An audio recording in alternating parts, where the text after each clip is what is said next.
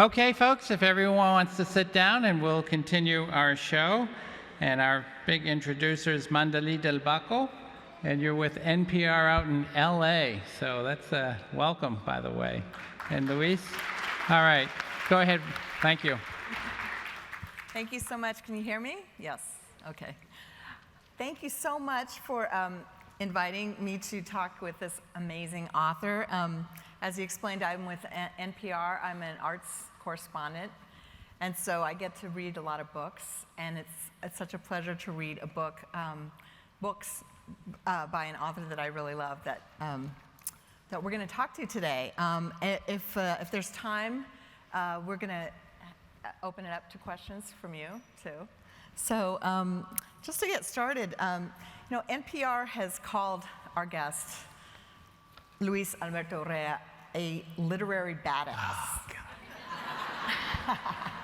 Do you get that all the time? I've been hearing it, yeah. Yeah, that's pretty cool, I think. Alan Chuse, you can't argue with him. So he is an English professor at the University of Illinois in Chicago, and he's written in many, many genres: fiction, nonfiction, poetry, short stories, and 5 novels that include Into the Beautiful North, The Devil's Highway, which was nominated for a Pulitzer. Congratulations. The Hummingbird's Daughter, The Tijuana Book of the Dead, and his latest is House of Broken Angels, which we'll be hearing about more today. This book is a sprawling family saga that takes place in San Diego, where you grew up, right? And I understand it started off as a tribute to your brother, Juan, who Right. he died 3 years ago. 3 years ago. Yeah, I'm sorry to hear that. But it has inspired this amazing book. And in this book, as you write, well, in the book, the character, Big Angel, or do you say Big Angel? No, Big Angel. Big Angel. Big Angel. Yeah. Chicano. Claro. Well, he's in the book, he's dying of cancer, and his mother died at the same time, or Right. almost around the same time. Can you start off by describing Big Angel and Juan, your brother? Juan. How do I put I was born in Tijuana. We come from Colonia Independencia in Tijuana. Spanish was my first language. My dad was Mexican. My mom was American, from Staten Island, a socialite. Ah. My dad was the first Mexican she ever met. But he was a güerito. He was the white one. I mean, she was obviously a white woman, but my dad was red-haired, blue-eyed, looked like Errol Flynn, Wow. or thought he did. And era un playboy, my dad. So he had other families, right? I had siblings, but they weren't, in my home. And so Juan was the big brother of that crew. And they were still in Tijuana, and we left Tijuana and moved to San Diego because my mom wanted to be back in the USA. I was quite ill. Our barrio was annihilated by tuberculosis. And my dad, he had a green card. Don't be thinking bad thoughts now, but he had a green card. And Juan was in Tijuana, and he never let go of his grip on me, even though I was gone. He believed in me, and I don't know that I believed there was any hope for me whatsoever. I came out of this hopeless world, right? But Juan loved to read, and he loved to read English. And one thing that I put it in the book, but it's true, my dad instigated learning el inglés by memorizing the dictionary. So he memorized 5 pages of dictionary a week. Wow. And he used to have these contests with Juan, right? And they would sit there and battle out English. And my task was to give my father English lessons, which is not really fun if you have a grouchy Mexican dad, right? And he is always smoking Pall Malls. And I talk in the book about how old Mexican folks love instant coffee. My dad was an instant coffee addict, so I grew up with the sound of the spoon. So he'd make one and he'd say, "Ándale, Dame un examen. And I'd say, ay, apa, what do you want to know? Ask me any question about English. Go on. In the A's. And I'd be like, okay, Dad, what's an aardvark? And he'd be like, ching. You know, with that cigarette, and they'd say, un aardvark is an animal with a big long nose, he eats ants. I'd say, good, Dad, you pass, right? So he and Juan would do this combat. And Juan felt that it was a great triumph for a Mexican to read books in English. And he loved science fiction. Oh, me too. Right? Oh, yeah. Oh, yeah? Yeah. That was my thing when I was a kid. So he would send, with my dad, books to me. And that's how I discovered Ray Bradbury, through Juan. So in some ways, you could draw a direct line maybe through Ray Bradbury to me because of these books. Wow. So Juan got ill. My father's had been long dead. Juan got ill, and he had this impending death. It was fairly clear he was going to die. And his mother, not my mom, but his mom, was about to have her 100th birthday. And so the family thought, what if, because her birthday was like a week before, or a couple weeks before his. But they were like, what if we get all the family together to give him a farewell birthday party, knowing it was going to be adios, right? And my brother, you need to know about him, he was a very willful man and pretty sure of his own impressive nature. In other words, an egomaniac. So when he heard that they were going to throw him a goodbye birthday party, he was like, oh, I can have my own wake and attend it, right? I can plan my own wake and then receive all the before I died, tell how great I am. So that was in play, and his mother died the week before his party. And boy, was he mad. He was like, I am, of all the times to die. So Upstaged. Yeah, it's like I was going to have a party. So he, being the patriarch, took over her funeral, and she had her funeral on Saturday, and then he had his goodbye party on Sunday. And my wife and I, of course, and our daughter went to this thing, and I had never seen anything like it. It was, I often say this, you'll know this with LA experience, but every kind of Mexican you ever imagined, and some you didn't, were all there at once. Every generation. There were the abuelitas, and there were gangbangers, there were vatos, all the cholos.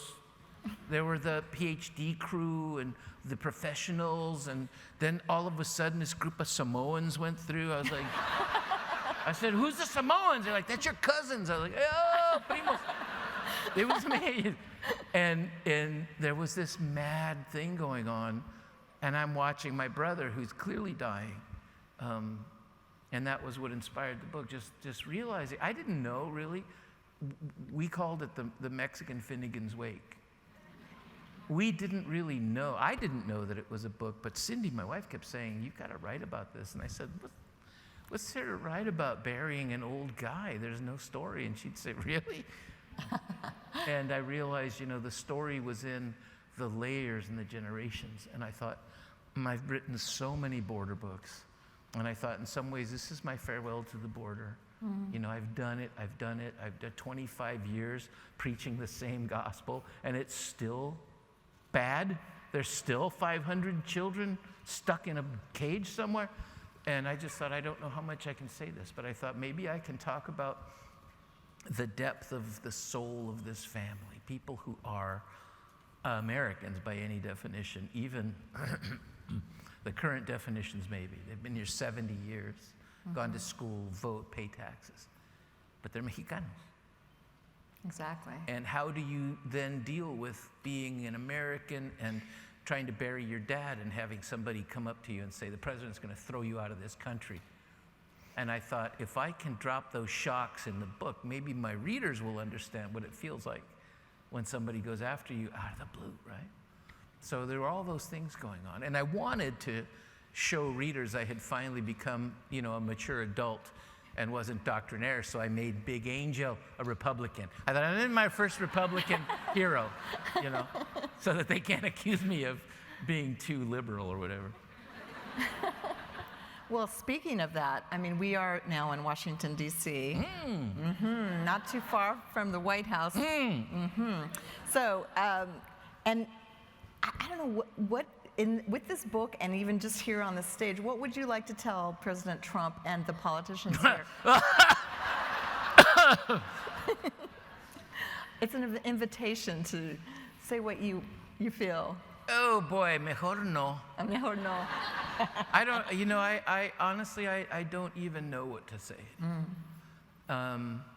When we were driving in yesterday, you know, I do stuff with the NEA, and we went by the old post office, and I thought, you know, we authors used to sit on the steps in front of there, and it just was so weird what, you know, it's a foolish thing to say, I wish you'd read my book. I did a pretty good audiobook, just listen to it. And maybe it'll soften your heart a little bit, but I'm not sure the hearts right now can be softened.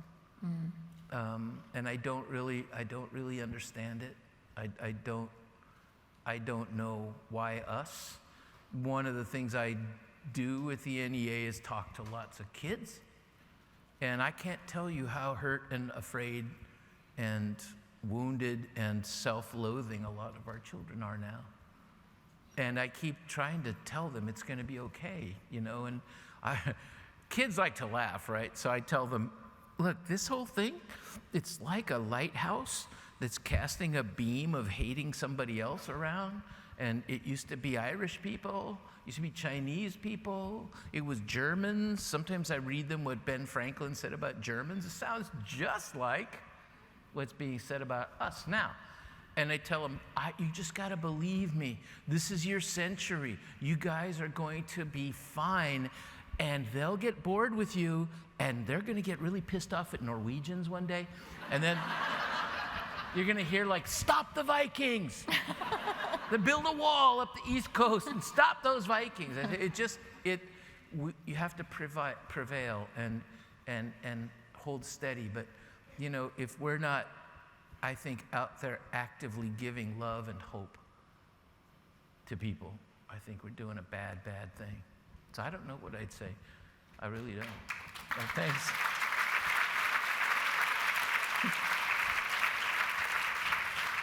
Well, you talked about having this career of writing about the border, and I know that you grew up right in along the border, Tijuana and San Diego. If you've never been there, very different places. It's different. I remember being there. I mean, I've been there since then, but it's starting in 1990, and I remember on the Tijuana side, it was like a carnival. People selling, you know, popsicles, older women, babies. Just, it was like I don't know, it was so different, and you could walk through a hole in the fence. Yes. And that's not the case. I mean, I did that actually once for a story, but that's another story. But growing up in that, back in the day, can you talk about how that border was before and how it changed, and what it was like for you growing up with that border, symbolically and physically with the borders?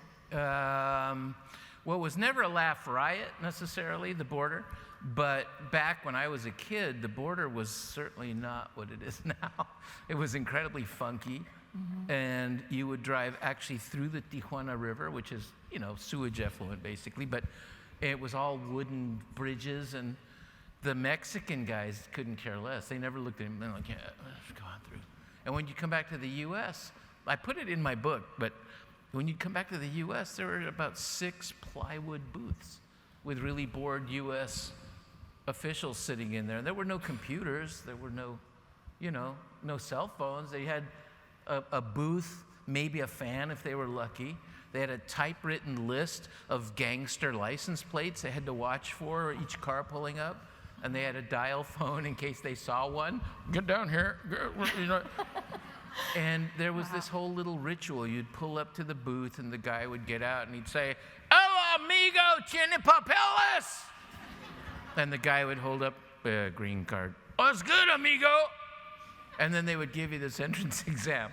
They would say, amiga, ¿tiene usted liquor en la trunco del carro? And, you know, every single Mexican would say, no, señor. The trunk full of liquor. No, not me. And that was, you know, it was it. And I loved Tijuana because I thought Tijuana was, you know, that's where everybody that I loved lived. That's where the best tortillas were. That's where all the dogs were running around, and my grandma, my aunts, and my cousins, and the music everywhere. And I loved Christmas in Tijuana. And then we moved, and we were in the barrio right on the, you know, the U.S. side. And that was really odd because it was instant race war. Brown versus white versus black, right? And there were not a lot of white folks in that neighborhood. But there it went. And I was stuck in Tijuana, man. I had this accent when I came out of Tijuana because I was still learning English, ¿sabes?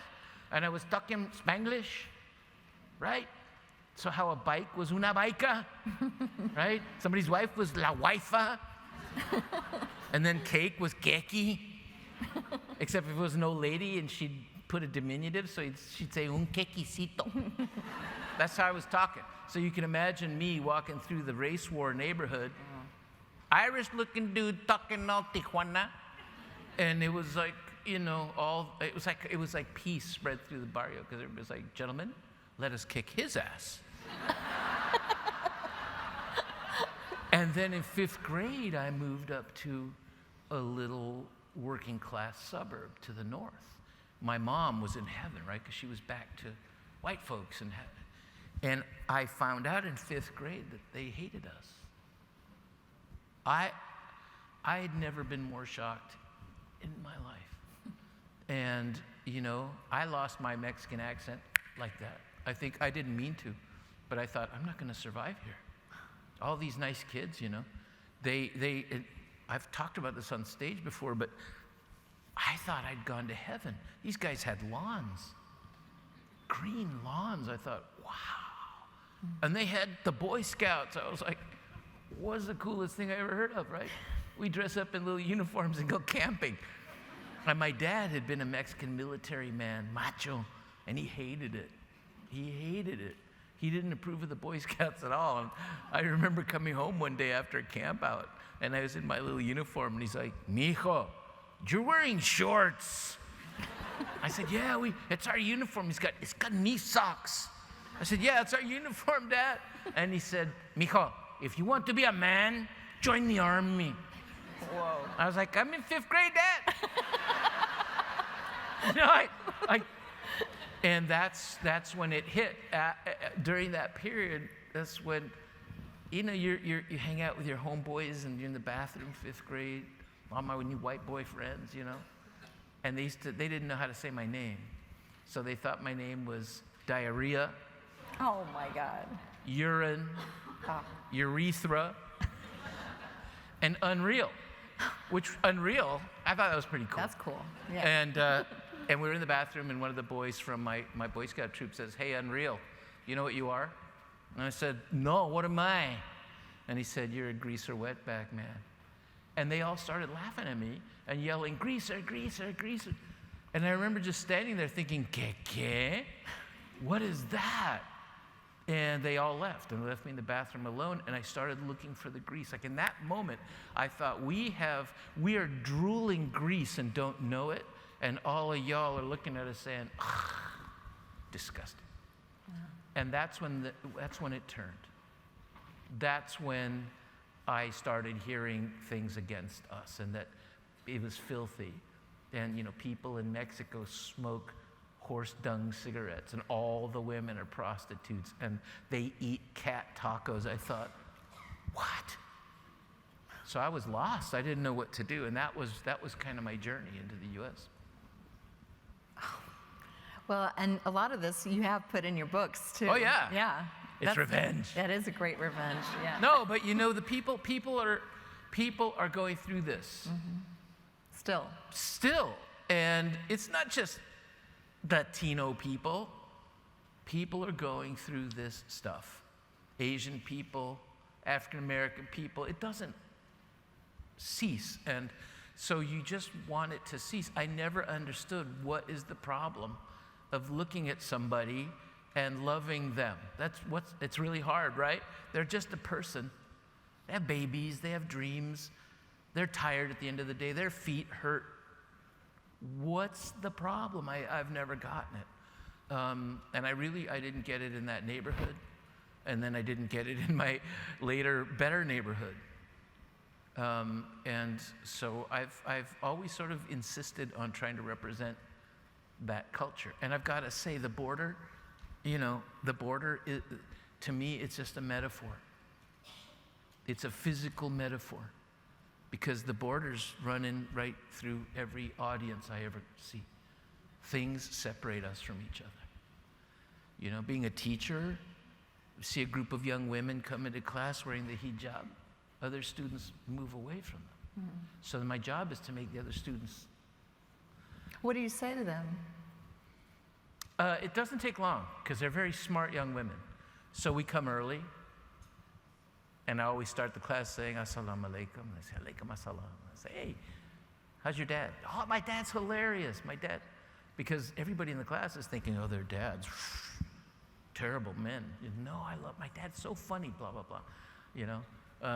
How's your boyfriend? See that movie? Just to watch other kids watch us interact and start to think, well, this is interesting. I've made a discovery. These folks are human. I think we're all just waiting to discover that everybody else is human. So that works. It's a really wonderful thing. You can see the class come together. Last year I had some of my favorite students of all time, Muslim students that were in my class, and we were studying things like Hunter S. Thompson. And I told them, I would give them a heads up, each book, Jack Kerouac, what he's like. But when Hunter S. Thompson came up, Fear and Loathing in Las Vegas, I said, this book, 100% haram. Bad, bad, bad. Just want you to know. And they're like, we can take it, we can take it. So they read it, and spring break was coming, and the young man, I said, what are you doing for spring break? He said, I'm going to Cabo San Lucas. And I said, wait a minute. That is also 100% haram, man. I said, what are you going to do about drinking? He said, I'm not going to drink. And I said, what about all the naked people? He said, I'm going to look. I don't know. If people can see you laughing with somebody or crying with somebody, what are they going to do? How can they possibly walk away from that table and say, those people, right? Yeah, right. So that's what I try to do. So do you think that you're going to continue writing about the border? You said you've done it for so long. Is that? I can't stop. Yeah. I can't stop. And when this book came out, there were so many transformative things for me in doing this book. I've never suffered so much for a book. I just cried and cried, writing it, envisioning my brother and his demise and those tender moments between us at the end. But I was really afraid, because I thought, oh man, I've written this picaresque novel, and clearly some characters are based on family members, and they are going to give me such a rough time, and they're going to be offended and all this stuff. And did they? Well, the book tour, this is the first time I've had a book that's hit like an avalanche in my life, and we were on tour. I always go with my wife because I just can't take it anymore, so we do it together. But we went back to San Diego, and there were 300 people jammed in the bookstore, and there were people outside looking through the windows, and my family was there, and they all got their old suits, and they sat in the front row, and it was really cute, because as I was reading, they were holding my book up, like I didn't know I'd written it. Right? And my brother, named Octavio, he's another kind of a Lothario, another playboy. And he always has new girlfriends. And he was sitting there with this really befuddled looking woman. And my whole reading, he's pointing to her saying, my girlfriend, it's my girlfriend. Yeah. So after it was done, the family came up to me, And I have a nephew who is very much the model for Lalo in the book, the crazy boy. And I thought, oh, what's Juanito gonna think, you know? And he came up to me and he was looking around the store and he said, Dio, you've made thousands of people love my family. Oh, right? Next thing he says, this quick is, so who's playing me in the movie, dog? And I said, that's not you. He said, yeah, it is. So it's really cool that you can do that and fear their response, but have it be a gift to them. So who would play him? I don't know. Who would you cast? It's got to be a wild man to play Lalo. Yeah, that'd be fun. We've sold it, you know. Yeah? Sold it to Hollywood. Yeah, I think it may be a series. We don't know yet. It'd be better as a series, like on Netflix or something, so that, you know, the producer wants to do 10 episodes so that he can get deeply into all of the stories and not rush it through a 2-hour film. Would you want to be involved in like all those decisions? Oh, yeah. Yeah, I think I might get a hand in writing some of them, so that's good. And what about, who would play you? Me? Yeah. That ain't me. That's little Angel. But my experience informs his experience. But, you know, who would play me? I don't know. Oh, you know, Lin-Manuel, somebody like that. There you go. You know, in the book, Big Angel has a notebook, and he writes all the things that he's grateful for. Do you have a notebook? What are some of the things you're grateful for? Look. I mean, every time I see an audience, especially like this, I think, dude, you were up at 3 a.m. on the floor of your bedroom, in your boxers, listening to Leonard Cohen, writing really bad poems in a notebook. Now look. So I'm really grateful. You know, I'm grateful for a lot of things. I can't believe that I've been given this blessing. I can't believe that somebody like me who can't write a good plot and can't figure out a good commercial book has kept publishing books and had so many people read them. You know, after so many disastrous relationships in my family, to have a great marriage and happy, healthy kids. Our last daughter just went off to college. I can't believe that. So I'm grateful for so many things, yeah. I'm wondering, I heard that Ursula Gwyn helped you out. What did she do? How did she, in your career, writing career? How are we doing for time? Yeah. Ursula Gwyn, when I was the first, I mentioned I think earlier, the first one in the family to go to college. And though my mother and father were separated by then, because he could not control his player ways, he got caught, was sent packing by my mom. But he was so proud that I was going to college that he went to Mexico to get money. He'd been sending, we know this story, he'd been sending money home from his jobs for years. And he went back to Sinaloa, 27 hours, and he got $1,000 from me.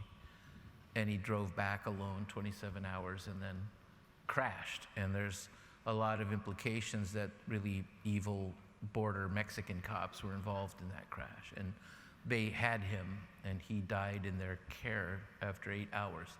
And they sold me the corpse. They wouldn't let me bury him. They made me buy him. And I was, 19, 20, something like that, and maybe 21. I wasn't prepared. And I was in college, and it was my senior year, and I had already wanted to be a writer, and I was doing writing workshops, and they had brought Le Guin in as a visiting scholar. Mm-hmm. And my favorite English professor, all I knew how to do was write about it. And I wrote a piece about it, and he took it to her. And she immediately accepted me into her workshop, which was a big surprise to me. And then she took it for publication. It was my first sale. And she took on the job of coaching me in how to be a writer. She taught me manuscript format. I didn't know anything, you know. She told me, you know, she used to call me Luisito. You know, Luisito, you have to actually type these things. You can't just print them out on lined paper. But I didn't have a typewriter. I was too poor. You know, and she guided me through so many things. She was so cool. This was long enough ago that I got to take her to the first time she saw Star Wars. Wow. How cool. And she was tiny. And back then, she used to smoke a pipe, which I thought was really hip. Oh. And she drank whiskey in a square glass. I thought, this woman is like the coolest person. And she would sit sideways in the seat. Like if you went to the movies, she was so small, she could sit sideways in the seat. And she was leaning over and explaining the science errors in the movie. Which I didn't know at the time was going to be a cherished thing. And she's the one who was like, you're very much a boy, you know. It's time for you to get into some feminism. I'd say, okay, whatever you say. You know, she guided me and scolded me. And she used to call herself my tia Osa, my aunt, the she-bear. You know, so she was always around. And she taught me a lot of stuff. She once said to me that, you know, writers are the raw nerve of the universe. That everybody out there's forgotten what it means to be human. So we have to go out there, feel it for them, and then come back and tell them what it felt like. And that really stuck with me. Wow. That was amazing. That is amazing. Yeah. So. That is. I wanted to, should we open it? Because Sure. I'm sure there's some Yeah. folks who might want to, anybody want to ask a question? There's some microphones up here. Is there somebody? I can't see it. It's so bright. I don't have a question. I just want to say that I felt it was a privilege to read this because it felt so much like you were telling your true story. Oh, thank you. And I absolutely loved it. So I'm glad I could come and hear you today. Thank you so much. I appreciate it. Yeah, it's kind of funny because, you know, I have to find the things I made up. Because people ask me, you know, is there really a kid named Yaqui? I say, no, I made him up. Then I seem like a genius to them, you know, wow. But almost everything in that book is inspired by something I saw or heard about or actually knew.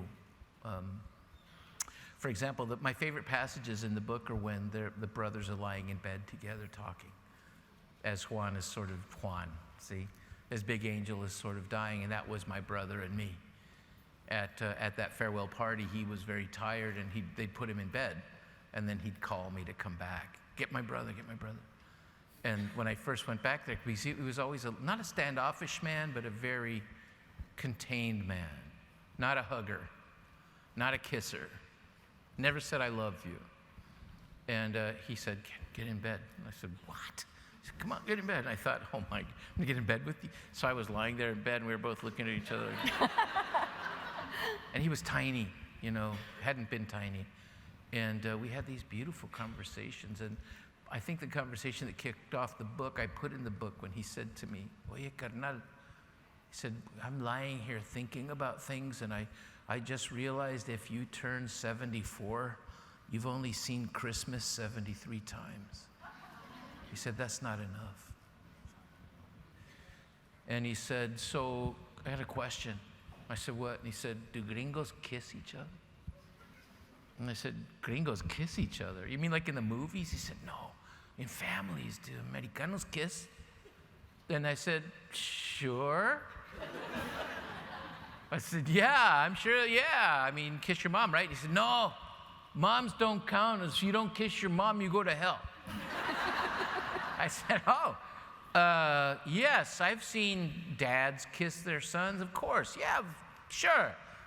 So we were just lying there, and he's looking at me, and I said, what, you want me to kiss you?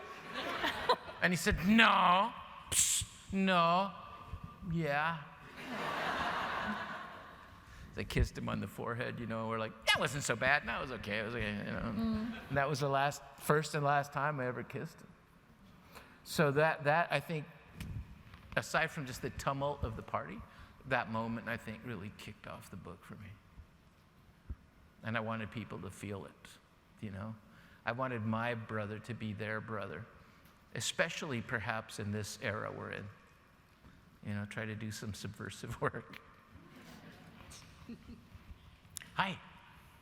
Hola, Luis. Hola. Hola. I you have written and won awards for being a poet and an essayist and fiction and nonfiction, and now you may be entering a TV, Netflix, Hulu universe, and I always have a million questions for you, but the one I really wonder right now is how you can be subversive in a new context, how you make those shifts from writing poetry to writing prose to writing memoir and being the raw nerve of the universe. How can we spread that love and hope in Netflix? Wow. Well, I'm a genius, you know.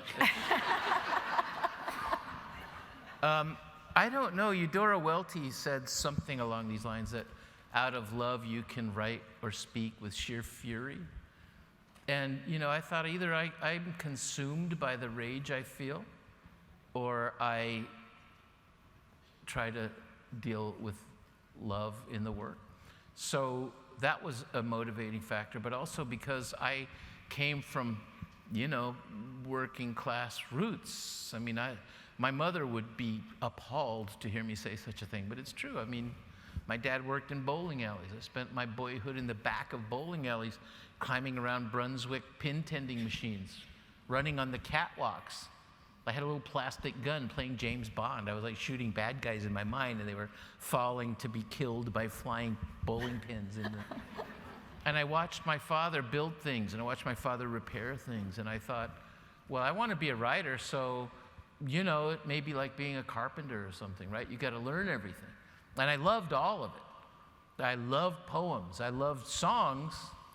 You know, when I realized Leonard Cohen actually typed books of poems and novels too, you know, and Jim Morrison typed out poems, I started experimenting with all that. But I thought one had to, like a good carpenter, learn all the tools.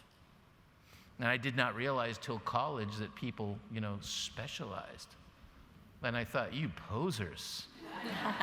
Especially in the 70s in San Diego, the poets, all of them wore black turtlenecks, you know, held their cigarettes like this. That wasn't for me. So I wanted to write everything. And I think the other part of it is, you know, the flippant answer is if you imagine the melancholy beauty of dew on a sunflower, it's probably a haiku, not an 800-page novel, so it tells you. And a lot of times things tell you what they want to be. Hummingbird's Daughter started out to be a history book. And then I realized at a certain point that you can't footnote dreams. And the dreams were truer than the actual written histories. So each book kind of tells you what it wants sooner or later, if you stick with it. And that's all I can tell you. Because I don't have any technique. I just hang on for dear life, see what happens. Gracias. Thank you. Hi. Hi, Luis. I read The Hummingbird's Daughter and The Queen of America, and I love those two books. Thank you. And I remember where your tias told you when we were doing your research that you're a healer because you write about all these things. I would like to know if you will write any more about Santa Teresita de Cabora. That's a good question. It was optioned a long time ago for a film, and they ran out, you know, when they option a book or a couple of books, they option them for 5 years and then have to re-up. But I think the issue became, so in these two books, you take her from birth to death, so what if it became a series? How are we supposed to continue a series after she died? And being about the medicine world and Yaqui mysticism, I was like, well, we could write whole books about her in the afterlife. Yeah. And they're like, no. But you could write about her.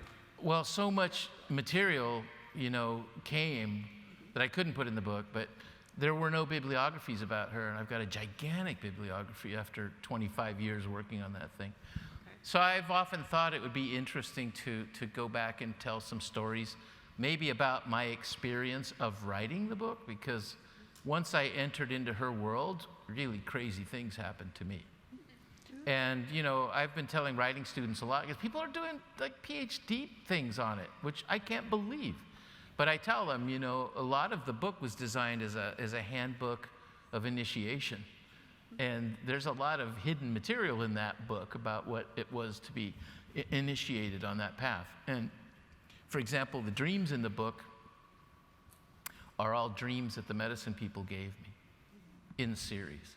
And they actually form kind of the spine of that narrative. And the last dream in the book, which I won't tell in case people haven't read it yet, that came to me and I woke up sobbing. And I woke Cindy up and told her, my studies are done, I've got to write it now. They took me all the way to the end of what they wanted me to know. And that's a really amazing experience to have, but it was difficult. It took a lot of impossible experiences to write it. And I don't think I have the energy or the strength to enter that world again. Though again, telling a narrative about the experience might be interesting for readers. Would be for me. Thank you so much. Thank you. We just have like 2 minutes left. Oh, let's make it fast. Hi. Hi. It's a very short question then. What inspired you to be a writer in the first place? I know, you know, lots of sons see their fathers as role models and they follow them in their profession. What inspired me to write? But you in particular, like, yeah, was there a beloved teacher? Yeah. when you Oh, were it was young? just. Or, yeah. It was just love of stories, you know, love of stories. And partially, you know, that little experience I told you about before of seeing people that I loved and worshiped being reduced.